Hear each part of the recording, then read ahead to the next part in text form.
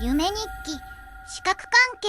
気がつくと、プレハブ小屋が等間隔にいくつも並ぶ場所にいた。目の前には、一棟のプレハブ小屋があり、直感的にここが自分の新しい住居だと感じた。ピンクのキャリーバッグを引いて、ドアに鍵を差し込んで開けると、広くはないが機能的に作られた空間で、何もない部屋に差し込む夕日が、望郷の念を少しくすぐった。これから一人で暮らす不安をかき消すように、キャリーバッグから荷物を取り出している時に、あることに気がついた。自分の肉体は女体化していて、少女漫画の主人公のように手足が細く、お目目キラキラの10代後半の女性だった。起きている今だったら驚いてしまうが、夢の中の自分は、まるで生まれた時から女性であったかのように、特に驚きもしなかった。夕日が暗闇に溶け出す頃、とりあえず、何か食べ物でも買ってこよう、と思い、外へ出た。すでに辺りは暗くなっていて、藍色の空の下を窓から漏れてくる光を頼りに進んでいった。プレハブ小屋が立ち並ぶエリアから出て、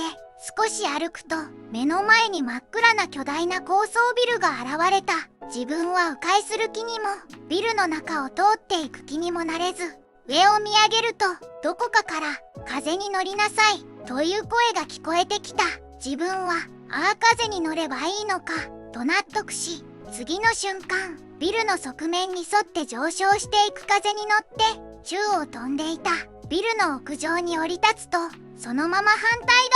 側まで歩き、再び風に乗ってビルから降りた。すぐ目の前には、庶民的なスーパーがあったので、そこで適当に食品をカゴに入れていると、いつの間にか、プレハブの自分の部屋に戻っていた。しかし、先ほどまでの何もなかった部屋とは違って、足の踏み場もないぐらいに物が散乱していて、どこに何があるのかすらわからない状態だった。そして、もう一つ、その部屋には彼氏がいた。彼氏も少女漫画に出てくるような手足がすらりと長いイケメンで、清潔感のある髪型で白いワイシャツを着た、真面目そうな男だった。彼氏は自分に、よくこんな部屋で生活できるね。ちゃんと片付けなくちゃダメだよ。と言いながら、散らかった部屋を片付けてくれていて、見た目だけじゃなくて中身もいい男だった。そこに、ドアがガチャッと開いて、入ってきたのは、色黒でちょっとワイルドな感じの、こちらも手足が細くて長い元彼だった。案の定、男たちは自分を取り合って口論になりそうな雰囲気だったが、再びドアがガチャッと開くと、次に入ってきたのは、元彼の職場の上司のスーツを着たおじさまだった。このおじさまは元彼のことが好きで、